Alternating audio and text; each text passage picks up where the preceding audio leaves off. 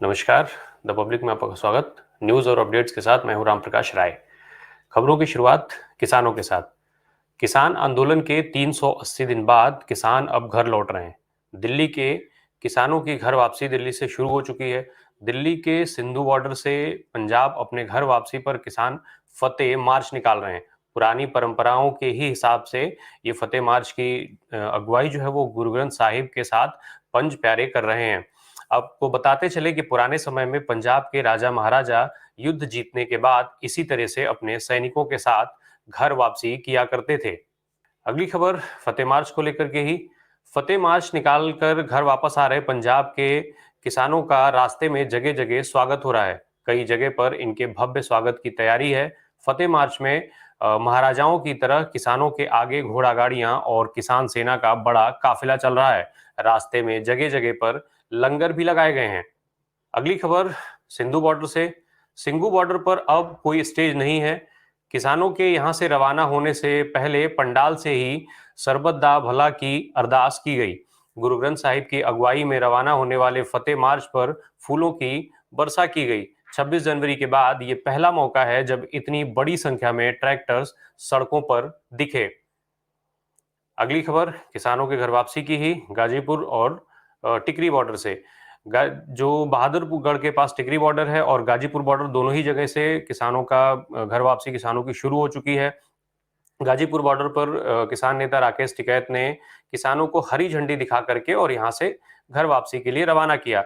वहीं टिकरी बॉर्डर पर बड़े काफिले के रूप में किसान घरों को लौट रहे हैं।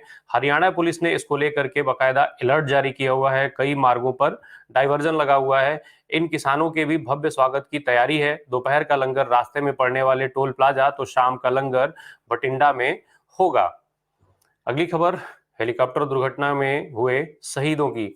शहीद सीडीएस जनरल बिपिन रावत की बेटियों कृतिका और तारिणी ने अपने माता पिता के अंतिम संस्कार के बाद उनकी अस्थियां इकट्ठा की। अस्थियां आज हरिद्वार के गंगा नदी में विसर्जित की जाएंगी। आपको बताते चलें कि कल शहीद सीडीएस जनरल रावत और उनकी पत्नी मधुलिका का अंतिम संस्कार राजकीय सम्मान के साथ दिल्ली कैंट के बरार स्क्वायर के शमशान घाट में हुआ था। अगली खबर कोरोना की। कोरोना ने आज जो कोरोना का नया वेरिएंट है ओमिक्रॉन, उसके मामले लगातार बढ़ते जा रहे हैं, उसमें बढ़त देखी जा रही है। इसके जो तमाम जो एडवाइजरी जारी की गई, तमाम इसको लेकर के वार्निंग जारी की गई, इसके बाद भी इसका प्रसार रुकने का नाम नहीं ले रहा है। अब ओमिक्रॉन का दिल्ली में भी एक नया मामला सामने आया है। इसके साथ ही कोरोना के जो नए वेरिएंट के मरीजों की संख्या है वो अब देश में 33 हो गई है। वहीं कल महाराष्ट्र में 7 नए संक्रमित मिले थे। इसमें मुंबई से 3 और पुणे से लगे चिंचवाड़ जिले से 4 मरीज हैं, जिनमें से 3 साल की एक बच्ची भी शामिल है। अगली खबर भी महाराष्ट्र से।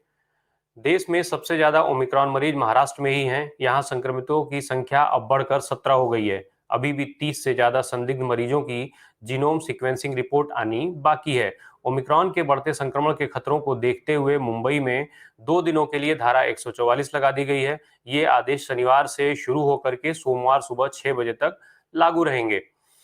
अगली खबर भी ओमिक्रॉन और कोरोना को लेकर के। डब्ल्यूएचओ कोरोना के नए वेरिएंट ओमिक्रॉन को लेकर के डब्ल्यूएचओ ने नई चेतावनी जारी की है। डब्ल्यूएचओ ने कहा है कि अगर इस वेरिएंट के खिलाफ लापरवाही बरती गई तो यह जानलेवा साबित हो सकता है। आपको बताते चले कि दक्षिण अफ्रीका में 24 नवंबर को पहला केस पाया गया था। 26 नवंबर को डब्ल्यूएचओ ने ओमिक्रॉन को वेरिएंट ऑफ कंसर्न वीओसी घोषित करते हुए पूरी दुनिया को अलर्ट रहने को कहा था। तब से यह अब तक भारत सहित दुनिया के 59 देशों में फैल चुका है। अगली खबर महाराष्ट्र के नवाब मलिक से। ड्रग्स के मामले में एनसीबी के जोनल डायरेक्टर समीर वानखेड़े के खिलाफ मोर्चा खोलने वाले महाराष्ट्र के अल्पसंख्यक कल्याण मंत्री एक बार फिर सुर्खियों में हैं। उन्होंने ट्विटर पर पोस्ट के माध्यम से अपने घर जल्द ही सरकारी एजेंसियों द्वारा छापामारी की आशंका व्यक्त की है। हालांकि उन्होंने ये भी लिखा है कि हमें उनसे डरना नहीं है, बल्कि लड़ना है। गांधी गोरों से लड़े थे और हम चोरों से लड़ेंगे। नवाब मलिक इससे पहले भी कई बार सरकारी एजेंसियों के दुरुपयोग का आरोप लगा चुके हैं। अगली खबर किसानों के वापसी के समय हादसे की। दिल्ली के सिंघू और टिकरी बॉर्डर से घर लौट रहे किसानों के साथ हिसार में एक हादसा हो गया है, जिसमें 2 किसानों ने अपनी जान गंवा दी है। एनएच 9 पर आज सुबह करीब 7 बजे किसानों की ट्रॉली को ट्रक ने टक्कर मार दी। इस टक्कर में पंजाब के एक किसान की मौके पर ही मृत्यु हो गई तो दूसरे ने इलाज के दौरान अस्पताल में दम तोड़ दिया था। आपको बताते चलें कि किसानों ने ट्रैक्टर में 2 टालियां जोड़ रखी थीं, जिसमें पीछे की ट्रॉली से ट्रक टकराने के बाद यह हादसा हुआ। अगली खबर वैक्सीन को लेकर। वैक्सीन के बूस्टर डोज की चर्चाओं के बीच सीडीएससीओ के तहत आने वाली सब्जेक्ट एक्सपर्ट कमेटी एसईसी ने आज एक बड़ा ऐलान किया है। सीरम इंस्टीट्यूट के एप्लीकेशन का रिव्यू करते हुए एसईसी ने ये स्पष्ट किया है कि बूस्टर डोज को बिना क्लिनिकल ट्रायल के अप्रूव नहीं किया जा सकता है। ऐसे में अब इस प्रक्रिया में और अधिक समय लगने की संभावना है। अगली खबर प्रधानमंत्री के यूपी दौरे की। बलरामपुर में आज प्रधानमंत्री जो है वो क्षेत्र के लोगों को बड़ा तोहफा मिलेगा। पीएम आज सरयू नहर परियोजना का लोकार्पण करके इसे राष्ट्र को समर्पित करेंगे। 808 किलोमीटर लंबी इस नहर योजना से गोंडा, बलरामपुर, बहराइच, श्रावस्ती समेत 9 जिलों के किसानों को लाभ मिलेगा। अगली खबर भी इसी से संबंधित।